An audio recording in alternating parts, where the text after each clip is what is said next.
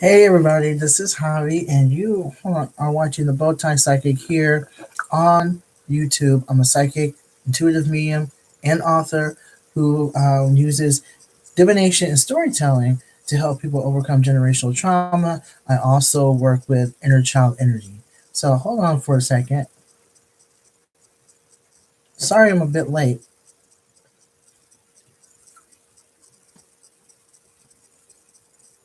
There you go. So sorry, I'm a bit late. My computer was acting up, and I'm assuming it's because it's 11:11 still. And hello to the person who just popped on. This is the Monday night special segment. I do this, and for those who are just new to my channel, or just finding me, I do this every Monday at 8 o'clock, usually 8 o'clock Eastern Standard Time, and we just have all types of topics, that pertain to spirituality and politics. What I do, I pull a card for the collective, and then we start with the discussion, and then we just go from there. And I'll use cards, while we're having this discussion. And so tonight we're going to be focusing on intersectionality and how it's very important to understand intersectionality while you're doing inner child work. Also, it can be inner child work or any type of work pertaining to spirituality, but having that piece, that intersectionality piece, that and looking at it through that lens is extremely important, at least for me anyhow, especially when you're working with other people.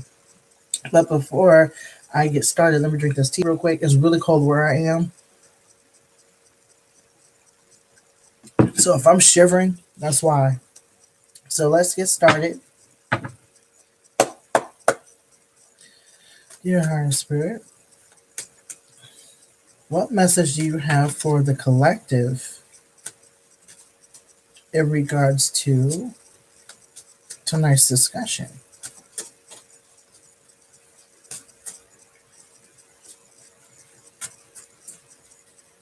And hey to the person who just hopped on.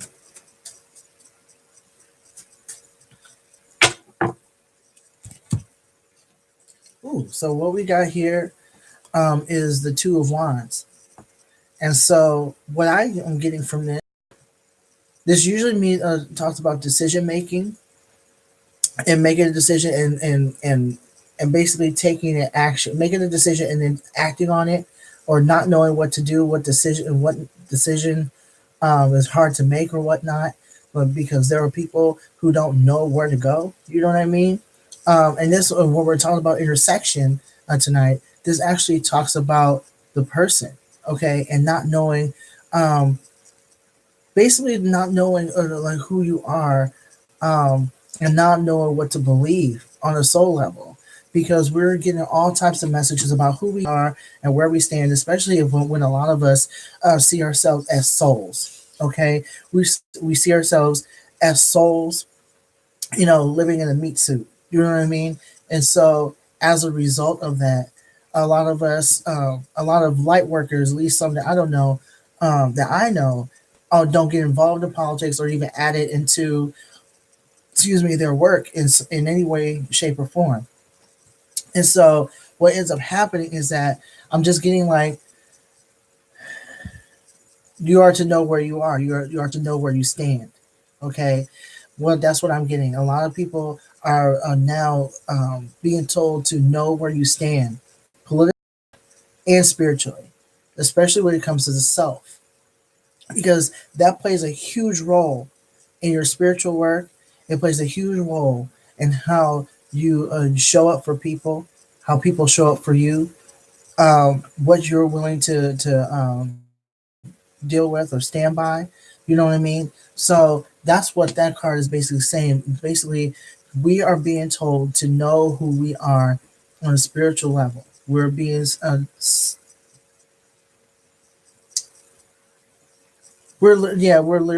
being told that we are to not be confused. We are to have a decision and stand in that decision, because that's part of our power. Okay, in my opinion, um, or at least for me anyway, politics and spirituality go hand in hand. My political ideologies, as far as identity as a person, goes hand in hand, because it definitely helps me navigate through this world. And regardless of me seeing myself as a soul and seeing myself as a whole entity that's genderless and raceless, um, that's not what the world sees. And so in this lifetime, I am showing up, you know, as a person, a person who's black, trans, um, disabled, and so I wear those intersections. And so basically, that is what this card is saying: is that we are intersectional, regardless of your race, your sexual orientation, um, regardless of where you sit and where you stand, regardless of you being a soul, in a meat suit, you are very much a person. Um, when you are navigating through this world, this 3D world, be prepared.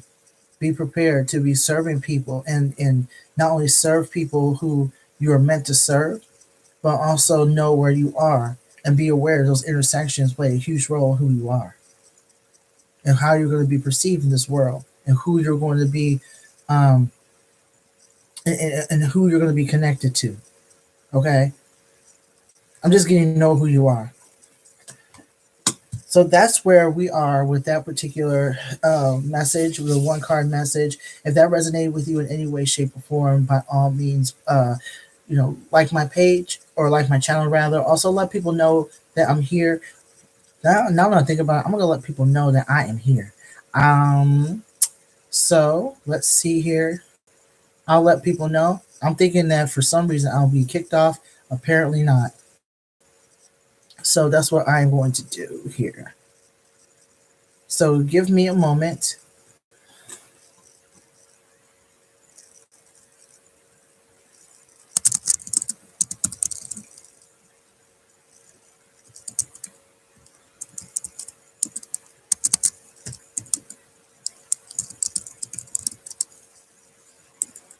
I'm letting people know that I'm on live. I'm on. I should have done this beforehand, so I apologize. Now I know better. I'm on live talking about how intersectional politics, intersectionality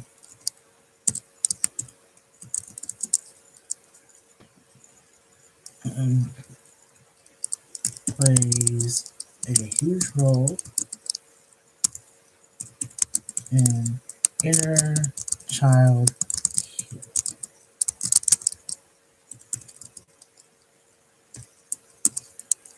Click on the link.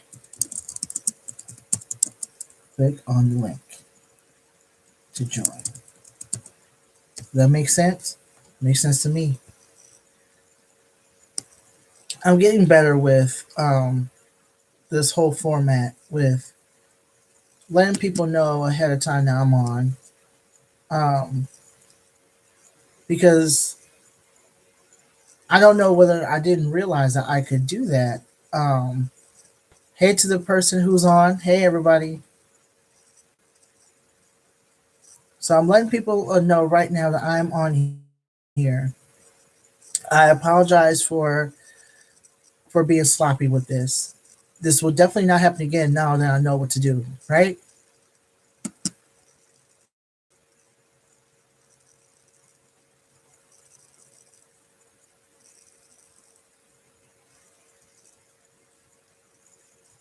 All right. So after this, I'll put this on the Bowtie Psychic page, and we are good. All right.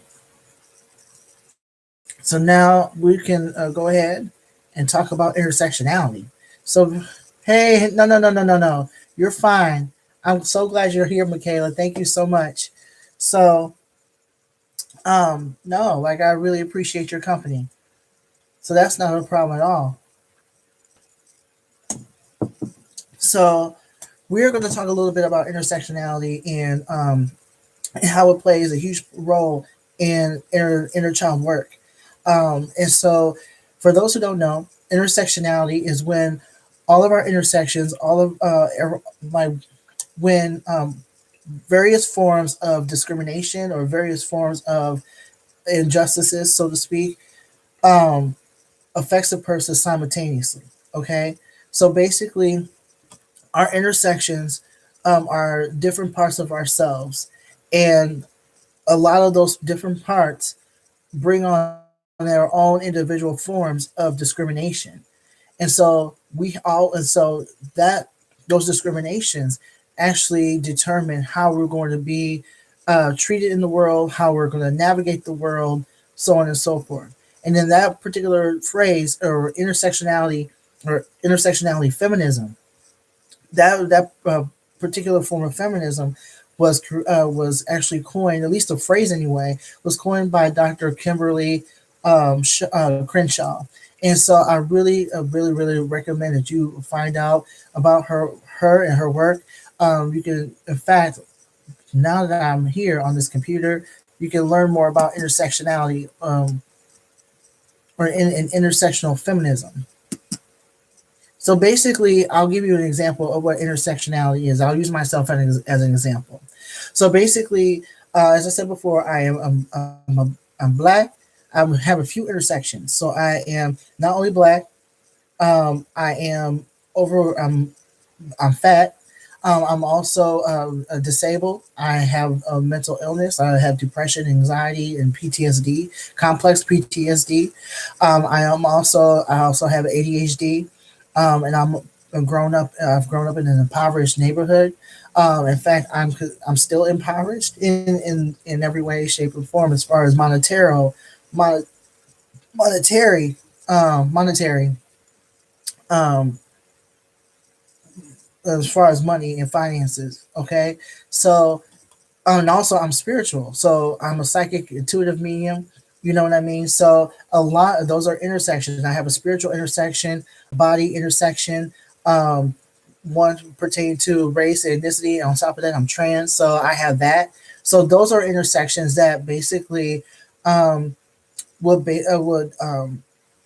pretty much determine how I'm going to be treated in the world. Okay, so a lot of those all that I've mentioned, they have their own individual injustices and forms of discrimination. Okay, so say for instance, because of course I'm dealing with racism because I'm black. Okay, I'm dealing with homophobia and transphobia or panphobia because I'm pansexual and I'm trans. Okay, I deal with transphobia on a regular basis, especially on the internet.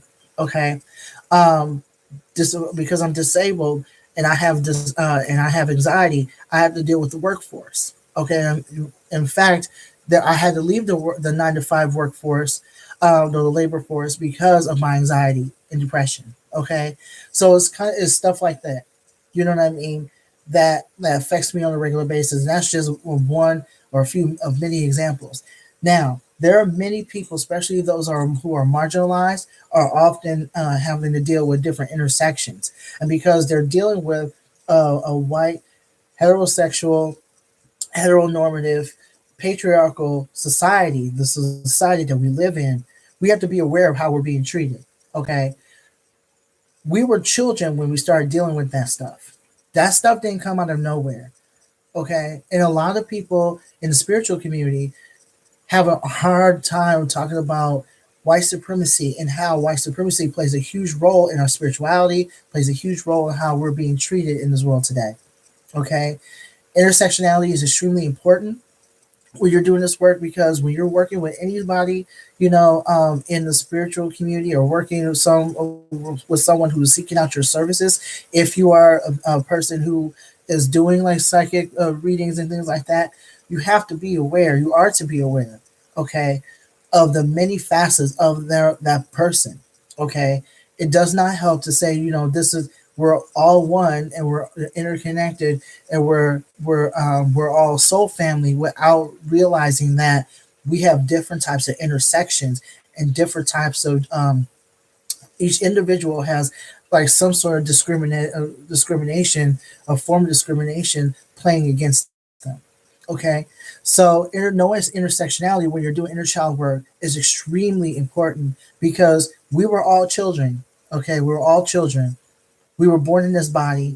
We were born with these. When we came out the womb, we came into a situation where we were going to be discriminated against in some way, shape, or form. Okay, because either the way the world treats us or the way our family treats us. Okay, there are people, for example, who are treated poorly in a family because one is dark skinned while the rest of the family may be light skinned. Colorism is a huge problem within the black community. Or someone is gay or a member of the LGBTIQA community, and they're in a family or in a world where that is not, or an environment rather, that is not condoned. Okay, again, there are many black folks who have come into this world knowing who they were, knowing on the soul level who they were, but because they grew up in a household that may have been heavily Christian or fundamentalist Christian, um, that may not they may not be upheld. So now those children are growing up, and I'm only like using black folks as an example because I'm a black person, and I'm very familiar with how I was treated as a black person. You know what I mean? Because of my color and because of my ethnicity, I know how this world has treated me as a result of who I came into this world to be. Okay, so as a result of that, there's a lot of us, you know, regardless of our color, regardless of our ethnicity, especially when there's trauma involved or like um, this lack of support that's in the home or in the school or wherever environment that we had the tendency that we were supposed to thrive in, we grow up as adults with those same intersections. And now we have a little bit more because of this lack of support that we have received within our environment. So when you're working with anybody, just be aware that sometimes it is not healthy and it's not helpful to say that we are all one and we are all interconnected. We are very much interconnected on a soul level, but we also have to be aware that um, a lot of our intersections are seen as barriers. Okay, and they're only seen as barriers because of the white supremacist ideologies that we've been dealing with and have been that have been introduced to demographics of people. We have to be aware that because of colonialism, imperialism, and nationalism, okay, and colonialism, that we have to be aware that because of those factors, that's another barrier. Those are more barriers that have been placed, against people to cause division and dissension. You know what I mean? So we have to be aware of that. Okay, so when we're doing inner child work, we have to be aware of how a lot of imperialism, colonialism, capitalism, nationalism, how that play white supremacist ideology played a huge part in how we treat each other and how we treat ourselves, and how as children we have been placed in the position to see the world a certain way. Okay, it does not make any sense to um and at least how I see it and how I've experienced it, it doesn't make any sense for a lot of us to sugarcoat how the world treats us. Okay, um how the world treats us, and how um the world in our environment put in our minds that there is no safe place. When we are children, we're always looking for a safe place. We're often hungry for that safe place. We're often hungry for that. And when we don't get that, we often wonder why. And it's usually because of the intersections that we have been born with, or have the intersections that have been given to us. Okay. So it's something that we are to be aware of as spiritual people. Now, what we're supposed to do with those intersections, for one, even though the world has used that as a barrier against us, our individual intersections, does not mean that we have to play into that as either. Because as spiritual people, we are to be aware that as whether we are children or adults, the only reason why intersections are seen as or our intersections are weaponized against us in some way, shape, or form is because of the society that we live in, and because of the powers that be using, our intersections, which are very spiritual in of themselves. Okay, our intersections um, are very, very spiritual in and of themselves. Makes us who we are, makes us uniquely us. Okay, um, we are to realize that we cannot allow them to weaponize our intersections anymore. We are to realize that they bring us power. We are to realize that our intersections bring us and make us who we are. We are to realize that our intersections um, basically paint our world. They paint us, they paint our world, they paint our perception of the world. Okay. And some of those paintings are, a lot of those paintings rather, are very beautiful. Okay. And so instead of seeing our intersections as something as a barrier, we can empower ourselves, especially as children. Okay, we are to empower ourselves and know that there is nothing wrong with us because of our intersections.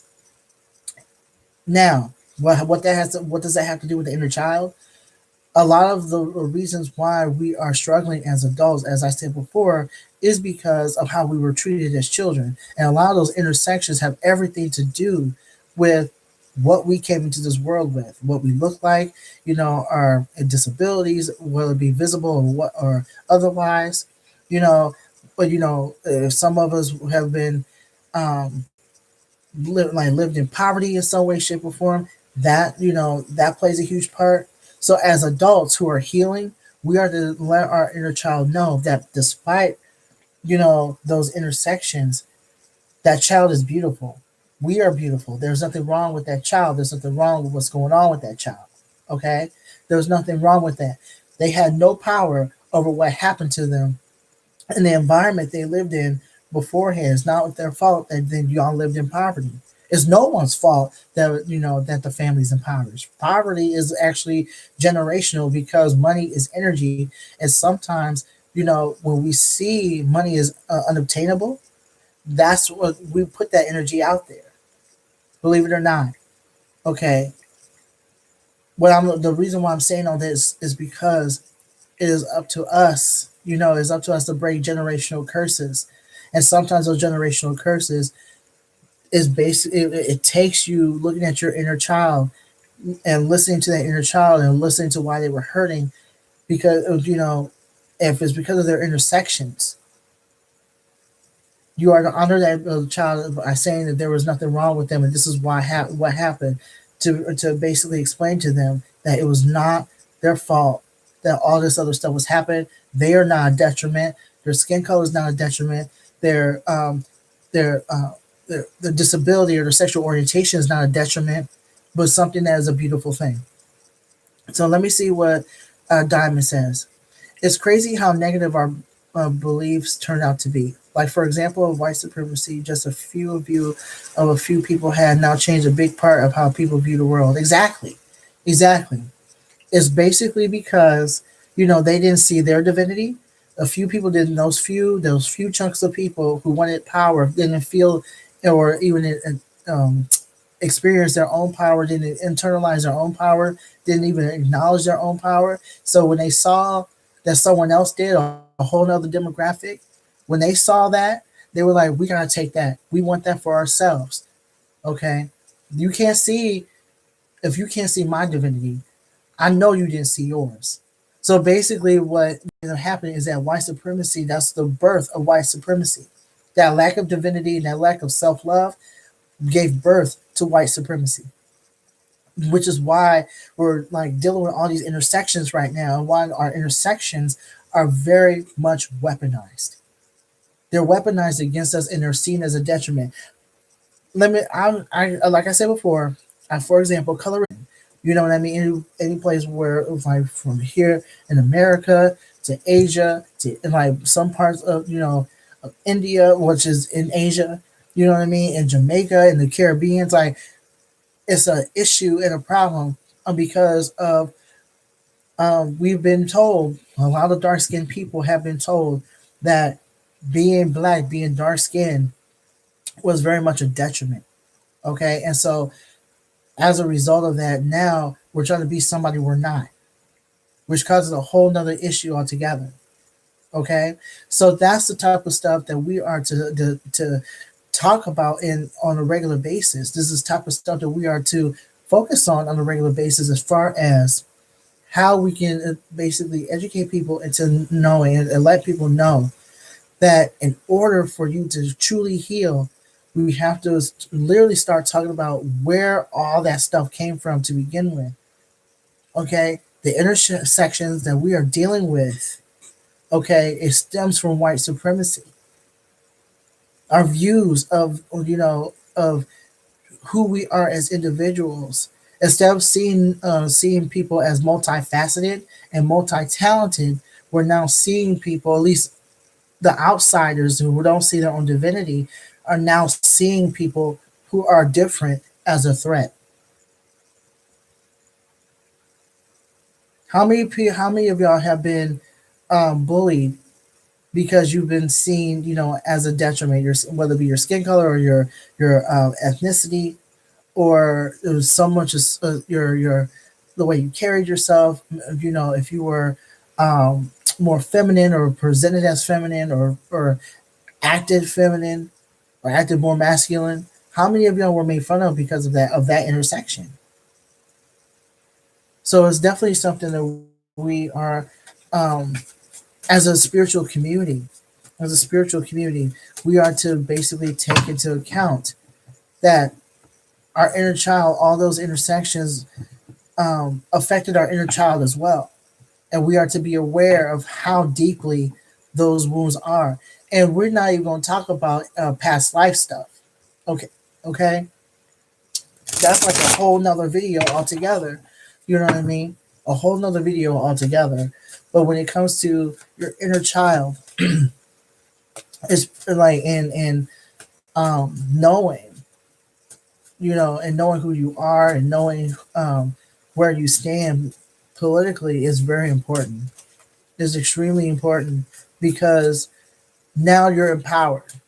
You're extremely empowered. In fact, it's a huge mistake for a lot of light workers or people who do spiritual work to even step away from politics. I'm not talking about, getting involved in some nonsense or some function that we see on the news. I'm talking about identity politics, intersectionality, feminism, womanism, you know what I mean? And all kinds of like radical politics in regards to who you are as a person and how the world affects you. Because if you don't pay attention to that, you're basically burying your head in the sand in a sense.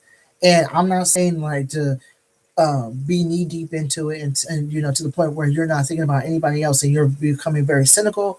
But what I'm saying is that when you're talking about individuals and how the world affects them, I feel that intersectionality and having that knowledge in your back pocket will actually basically add so much enrichment to your spirituality. It will very much enrich your spirituality. It won't take away from it. It will only take away from it where you're using that to judge other people, or you're using that to have like a myopic view of how the world is. Intersectionality is a way to understand people, especially on a spiritual level. And when it comes to inner child work, you have to understand that intersections, they intersectionality, intersectional politics, intersectional feminism, and how the world sees us, it affects your inner child too. It definitely affects your inner child. So let's get into these cards real quick and see what Spirit has to say about it.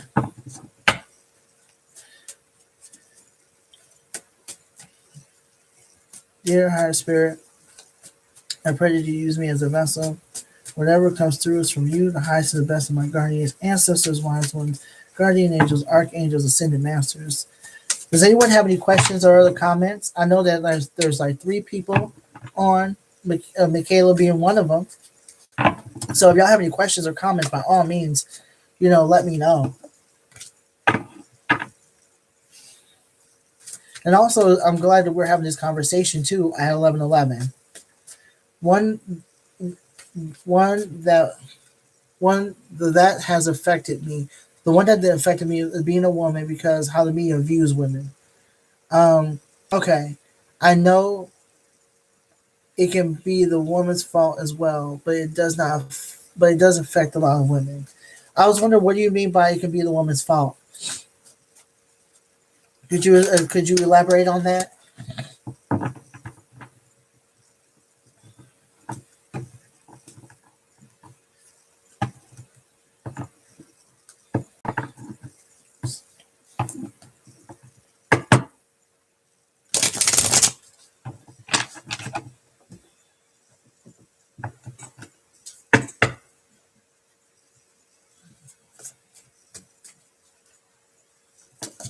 Oh, wow.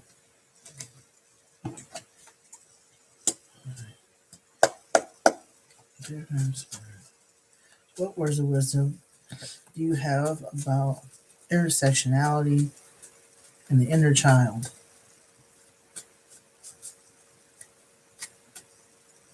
Okay, so that's another thing too that we can discuss, Michaela. Because let me see, like on Instagram, she can objectify herself, but not every woman is objectifying themselves just because they are a woman. So here's the thing. That's another thing too. That's another. Yeah, I know, and I see what you're saying, and that makes sense. But we also, but I'm glad you brought that up because there is no such thing as a woman objectifying themselves.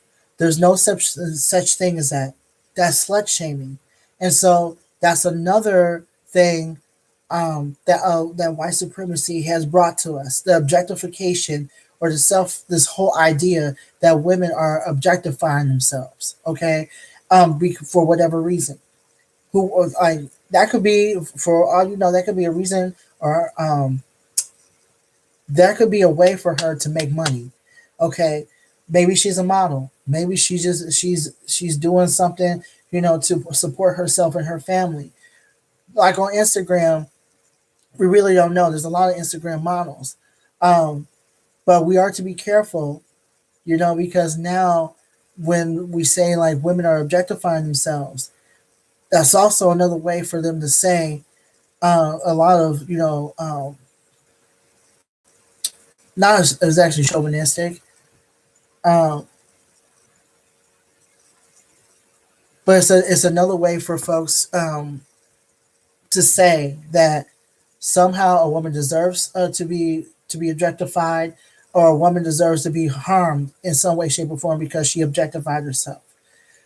That's another way for a lot of the male dominated media, and white supremacy is how white supremacy ideologies are used to divide us and to pull us apart. Okay, so just be aware of that. There is no such thing as someone objectifying themselves, as far as their sexual agency and how they put themselves on Instagram. Okay, and I'm seeing what you're saying, and I know what you said made sense, but I'm just letting you know how that is actually used against women to pin women and gender and female body individuals against one another.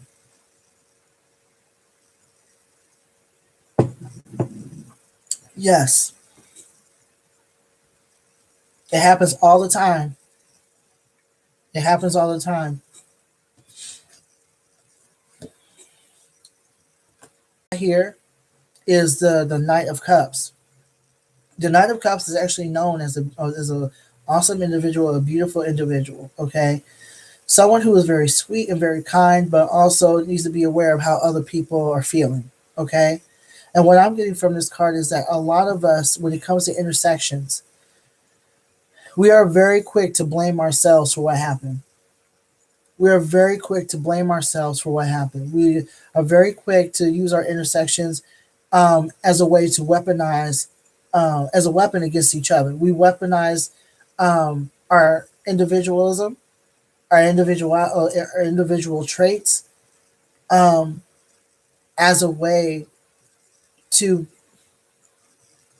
to criticize people and to put people in a situation where they have to be criticized. I'm just getting that with this card, we have the tendency to criticize one another because of our intersections. This is pretty much the time for us to stop doing that because we're literally playing into the hands of those uh, who are just wanting to see us fail as a collective, especially if you're a marginalized person. Okay, especially if you're a marginalized person. Because what ends up happening is that when we start judging each other and start going in on one another and using our intersections to do that, what ends up happening is that we end up hurting each other and we're playing in the hands of those who actually capitalize off of the fact that um, we are hurting ourselves by focusing on each other in a negative manner. Okay? That's what I'm getting from this. Okay, this is the Knight of Cups. The Knight of Cups. So we also received. Let me put this right here. I'm gonna do this real quick because I don't have a lot of room here. Okay, so what I got here is the also the Nine of Swords.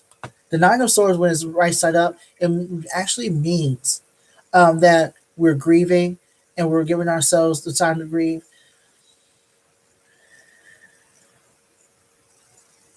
But this is upside down. What I'm getting is that um, we've become very desensitized and we're not understanding one another. Okay, intersectionality is extremely important in helping us when it's correct or using it correctly. Intersectional politics is used to understand one another, to understand each other's intersections and how we're all affected by a corrupt system and how it actually affected us spiritually. We are to come together, not fall apart. So what's happening is that we become more and more polarized, more and more desensitized to each other's needs because of how this world has treated us. And so what the Nine of Swords is saying is that we are to end this. We are to understand our intersections. We are to understand, where we're coming from. We are to understand why this world treats everybody the way it does, and we are to use that information to basically lift each other up. We are to use that information and use our collective, that this is like the true definition of one love is when we are able to use our intersections as a way to empower each other and not the powers that be. Okay? We also got the Chariot, which is actually a really awesome card. What I'm getting is that we are to take the action steps necessary to basically reach our goals or reach our personal nirvana. We are to see you do the actions necessary to see our intersections as a means of our own strength. We can use our intersections to empower each other and empower ourselves and to thrive spiritually.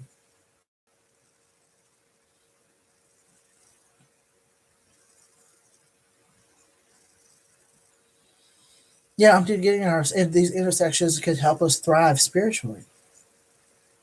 And we are to see this as our intersections as a means of empowering our inner child or empowering ourselves spiritually and seeing each other on a soul level for who we are. That's the only way we're going to be able to do that is when we see our intersections. Okay, when we realize that our intersections are extremely important to us and they are not a detriment but very much a benefit to this world, and we can move forward. We can move forward. I'm also getting the Page of Wands, and what I'm getting from this card is that the reason why we're not as far along as we are supposed to be because we're not listening to one another. We're not listening to one another at all. We have the tendency to fight, and when I say we, I'm talking about those who are suffering from the intersections the most. I'm talking about marginalized people or people, who are suffering under the regime of the world. Okay, we're not listening to one another. We're doing everything we can to be right.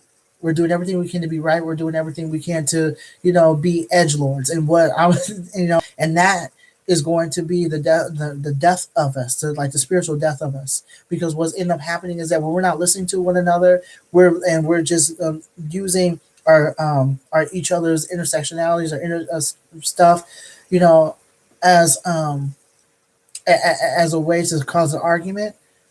That's when we start to split up.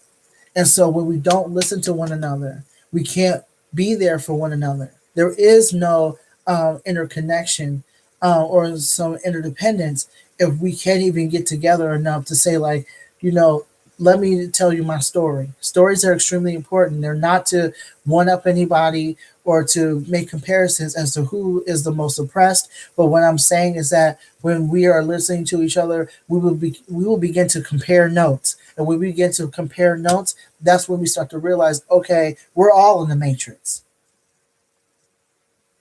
We're all in the matrix, and these intersections are being used against us to keep us in the matrix.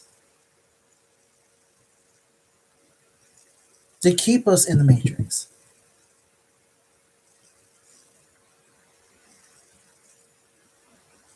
Okay.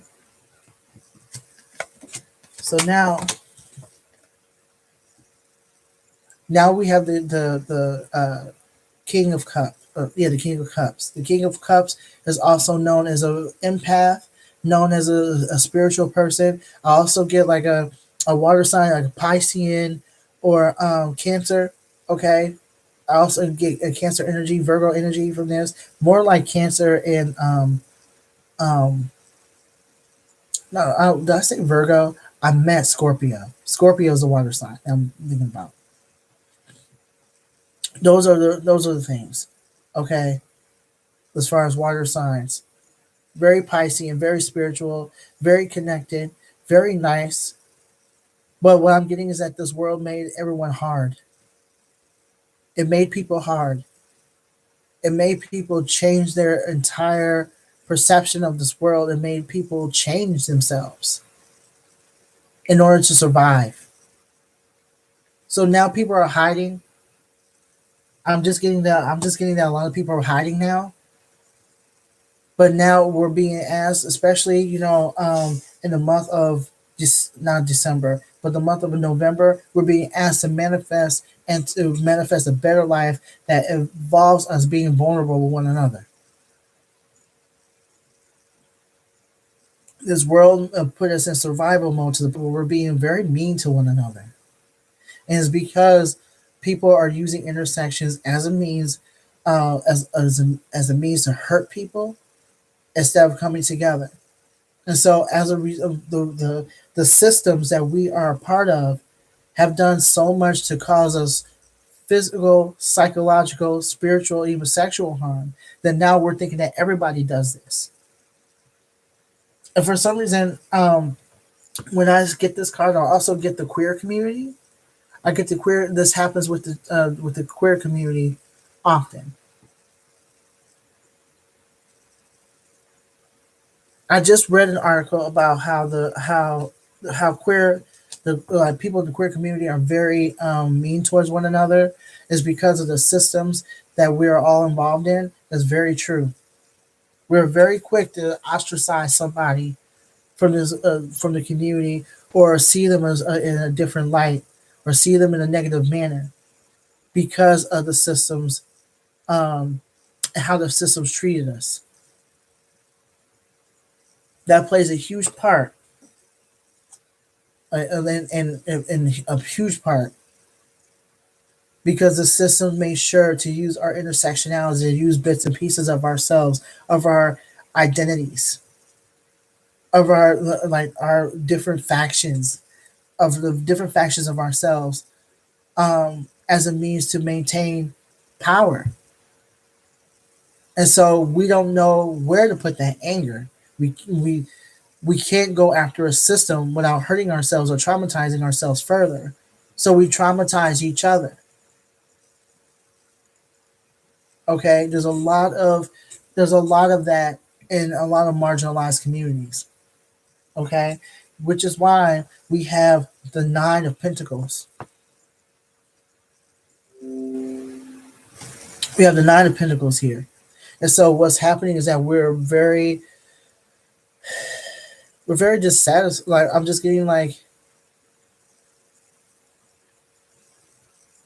getting that a lot of us are dissatisfied. There's no sense of community. There's no sense of there. A lot of us don't have that sense of self anymore because of the way we were treated by these systems and the way we're treated the way we're treating each other. What I'm getting is that there's a lot of folks who are doing it alone, healing alone, hurting alone because there's no sense of community. I'm getting a lot of fragmentation. There's like the everybody's fragmented because of the way our intersections have been used against us. I'm getting that a lot of us are not reaching out to each other the way we could. And so as a result of that, a lot of us are suffering in silence and we're suffering alone. And now we're thinking that nobody's trying to hear us. And I'm getting this for marginalized communities. I'm getting this especially for the queer and trans community. Like there's like this lack of community because everyone is so fragmented. And we literally allowed um, white supremacist ideology regarding our gender and our identities as people to polarize us into to create these factions, and now we're fighting one another. Okay, so again, that affects that stuff comes from a lot of unhealed trauma, and a lot of that stems from the lack of inner child. Basically, how we were treated as children, how we were treated as children, and how we were treated. It was is actually safe to say that a lot of the systems that we are a part of are very much like the abusive parents or the abusive person who hurt us. They're basically like a person like basically like another reenactment of that. If that makes sense, it's like a personalization of what happened to us, whether it be a school, whether it be a job, whether it be the prison system, whether it be our government. Is I'm just getting that it's just like the systems, the industrial complexes that we are a part of or forced to be a part of, are basically abusive parents, or like they're a reenactment of our abuse somehow, or a reminder of the abuse that we went through. And so now we got the death card, and this is actually a transformation card. But what I'm getting is that a lot of us, this really does mean actual death as a result of this. A lot of people are taking their lives. A lot of people are actually losing their lives and committing suicide as a result of what's going on. A lot of people are losing their lives. A lot of people are losing their sense of self, and they're letting this world get to them, which is why it's extremely important to have community, why it's extremely important for the community to come together and basically start taking notes, comparing notes, and basically saying, like, look, there's nothing wrong with your intersection, there's nothing wrong with your stuff, and there's definitely nothing wrong with me. Something's wrong here.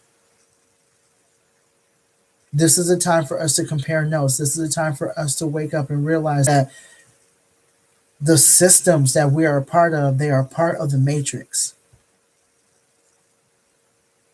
So Michaela asks, yes, do you mean like how the parents view the world and their beliefs are was overshadowed on us? Yes, that's what I mean. Okay. Basically what ends up happening is that a lot of when we are walking around unhealed and we're walking around, dealing with unresolved trauma that our parents or whomever inflicted upon us, we end up finding within the institutions, we end up finding people who are no different or no better. For the most part, we end up finding people who are no different or no better from those who have hurt us as children. Okay, and it just so happens that those people represent um, corrupt systems. They make the system corrupt. So it may not even be the systems as much as it is the people who are in those systems and the intentions of the people within those systems. So, for example, the school to prison pipeline.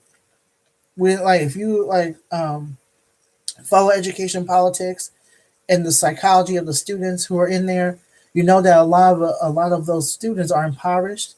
And because they are empowered, a lot of barriers are placed on them already, especially if they are part of a marginalized group. More than likely, they are. And what ends up happening is that because of poverty, race, there's some trauma going on at home. There's generational trauma going on. Okay, sometimes our parents are a part of that trauma, whether they hit us or not. So what ends up happening is that now, because their child has no sort of um, no support or at least anything that's sustainable, okay, what ends up happening the majority of the time is that now they become a part of a system and what ends up happening was that they become part of a system. They like go down a certain route, and because they go down a certain route, will it be crime, due to poverty, or they end up ripping and running the street, or they end up like committing some sort of they end up doing something that would end up having them being part of the criminal or the judicial system somehow. Okay, that's what I mean. And then what ends up happening is that not only did the school, the educational system set them up, but now they're in another system that set them up. You know what I mean? Now they're part of a system, that is going to basically the prison system. They're more likely, and they have a record. That record, depending on what they did, is now going to determine whether or not they can vote, whether or not they go get a job, whether or not they're going to, have a sustainable life or fulfilling life. And now, because they're already dealing with a lot of unhealed stuff, what ends up happening is that they end up going back into the system that messed them up. That's what I'm talking about. And so these systems are like parents. They're like abusive parents. They're like the embodiment of trauma. That's what I mean. If that makes sense, that's what I mean. So like how parents view the world, that comes from their trauma. That comes from their unresolved trauma. So they're putting that on their kids, and their kids carry that into these systems that may or may not support them. That's the type of stuff that we are fighting against spiritually. That's the stuff that we're fighting against when people, are coming, to spiritual people or coming to a spiritual teacher or going to a spiritual therapist or whatnot and going and getting help. That's what they're going up against. That's what we are going up against, which is why it's very, very important, very important, very important to understand intersectionality and how intersectionality plays a huge role in someone's healing. Understanding intersectionality, understanding how different intersections affected them, or how, they were used against them, plays a huge role in that person's healing. I hope it all makes sense. I really hope it all makes sense. I'm hoping that, I even, you know, subscribe or describe the prison school to prison pipeline, because they're doing like these school systems here, at least here in the United States, they're doing everything to set up a kid, everything to set up a kid for failure, especially in inner city schools. They're setting up.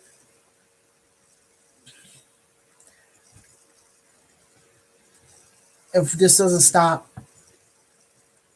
this doesn't if this doesn't stop, we're gonna end up someone's gonna end up getting hurt or worse. Okay, so the solution, dear higher spirit, what is the solution?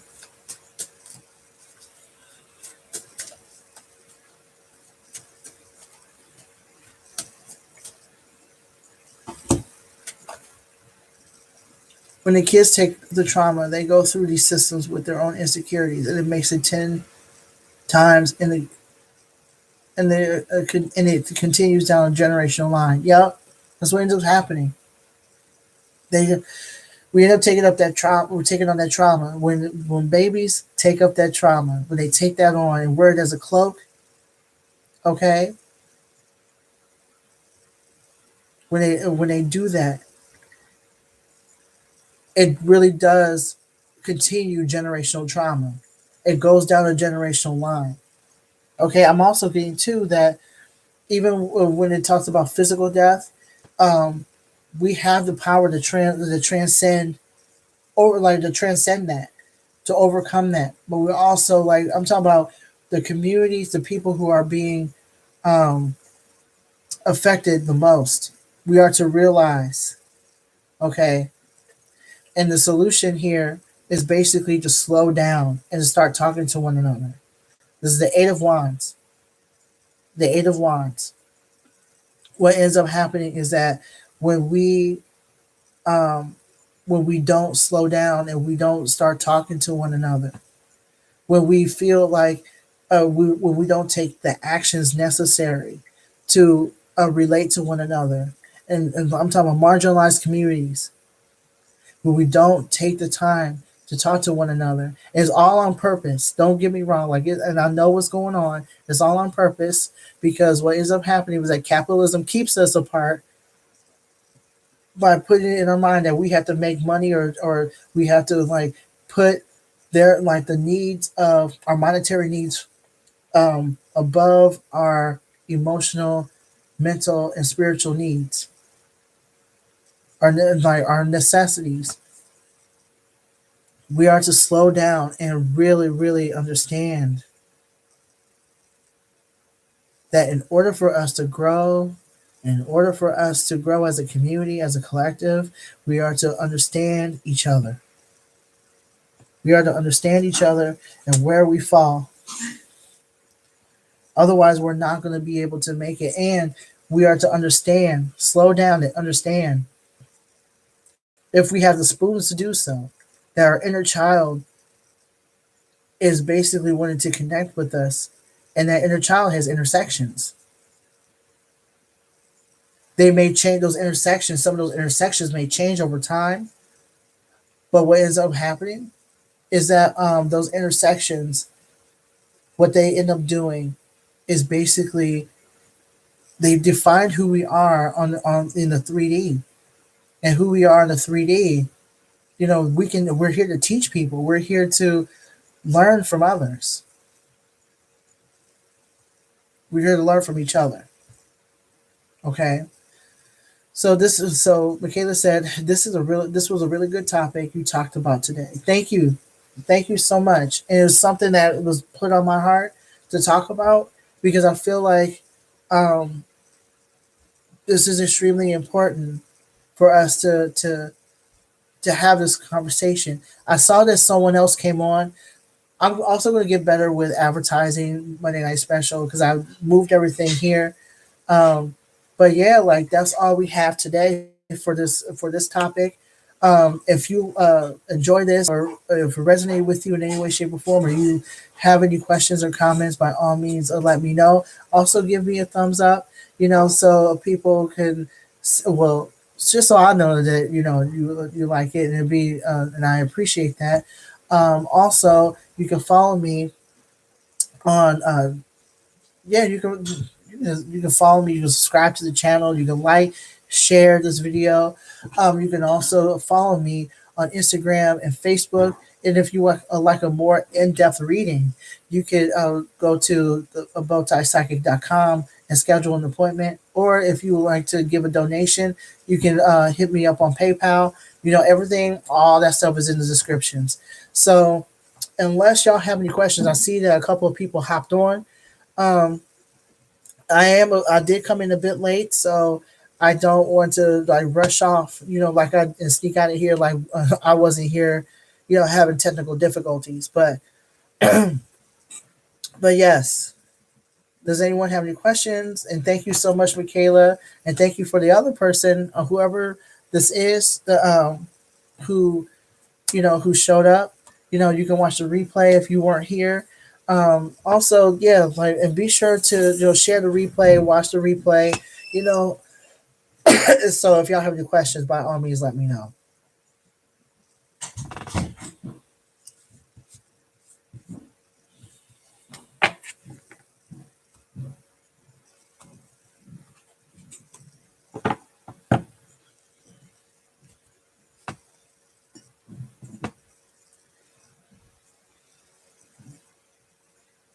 About this topic today, what is one experience that you go through? You talking about as far as my? No, you're fine.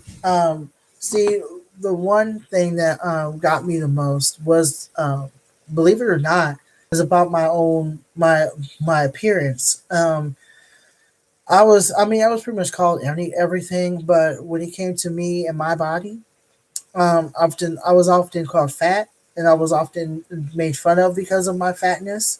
Um, so I grew up with, over time, like I experienced eating disorders, or I experienced, a lot of disordered eating, a lot of making myself sick, changing my diet, and, not eating enough, because I often felt very uncomfortable in my body. At the same time, my sexual abuse actually like had me sexualize my body.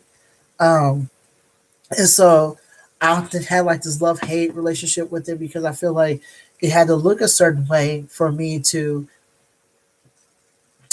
basically like get a mate. And this is before I transitioned. This is before I physically and medically transitioned. Um, so a lot, that's the one experience that I went through. A lot of people calling me fat and calling me ugly because of my fatness. Um, it took me actually transitioning, and getting top surgery to help me with that healing. And I'm still going, like, I still go through it, but it's not as bad as it was. Does that answer your question, or was it too vague?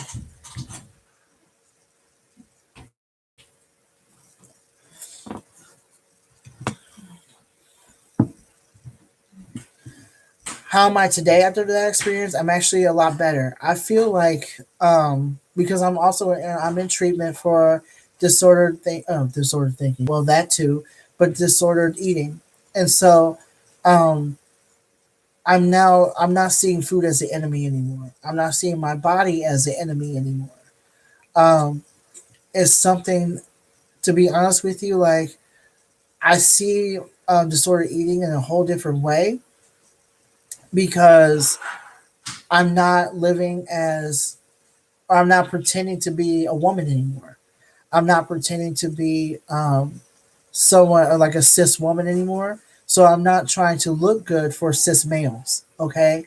So now that I jumped over that hurdle, I'm now navigating how it is to have a fat body as a trans person. Because, to be honest with you, I was had this conversation with a couple of people. I don't feel like this is. I feel like my fatness is not mine, or my body isn't mine. It belongs to who I used to be. Okay, so like me, Javi, I'm a totally different person, and possibly have and pretty much have a different mindset when it comes to my body. I have like I definitely feel like my body is not my enemy. My fatness is not my enemy. But I often feel too that like I'm not all the way transitioned because my body and as far as how big it is, um, excuse me, this is basically a lot of the trauma that that she carried. You know what I mean? So that's how I see it today. You know what I mean? And so that is something I'm working with my therapist with. Um, and I feel like I'm safe enough to talk about that. You know what I mean? I'm safe enough to talk about that, and not and because now it makes sense to me.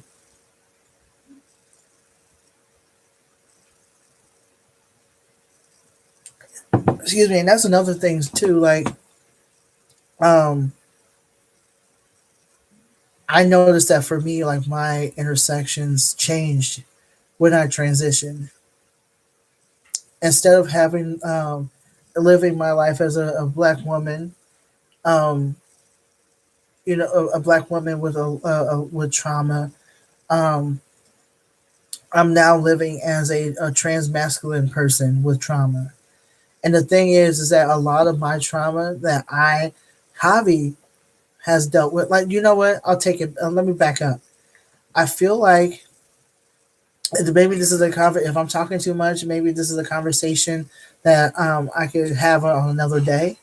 But what I noticed for me is that like a lot of the stuff that she went through, um, my old self, I feel like I am helping her heal from that. A lot of my stuff happened before I transitioned. A lot of my trauma happened before I came out.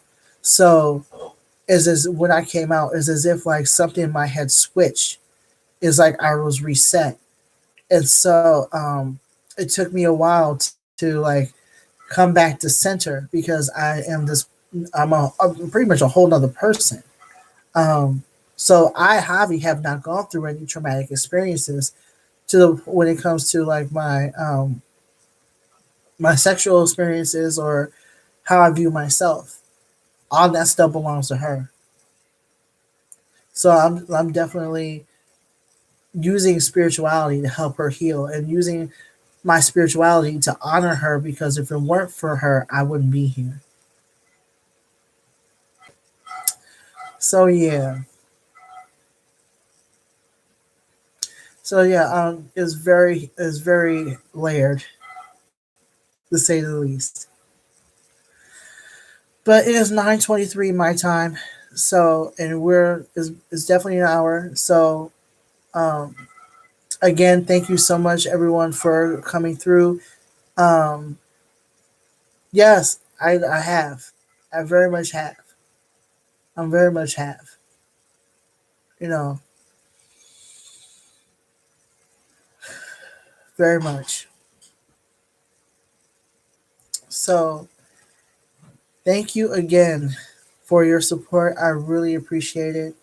Thank you for thank you, Michaela, for showing up, and for supporting me and supporting my channel. I really really appreciate it. Um, like you have no idea how much I appreciate you. You're the real MVP. You know what I mean? Like I really enjoy your company and I really enjoy you being here. Thank you for I found out that I got a new subscriber, so thank you. I want to say the Beauty Rebel. Thank you so much for you know for following me. I really appreciate it. You know, it's only going to get better from here. Also, again, be sure to like the video, share, continue to subscribe. Also, if you would like a reading, you can hit me up on my website. All the information pertaining to me and my channels are in the description. So thank you again for everything. I really appreciate it, and I will see you tomorrow. um you too. I will be here tomorrow to do a reading for Sagittarius. So stay tuned. All right. Peace. Have a good night, Michaela.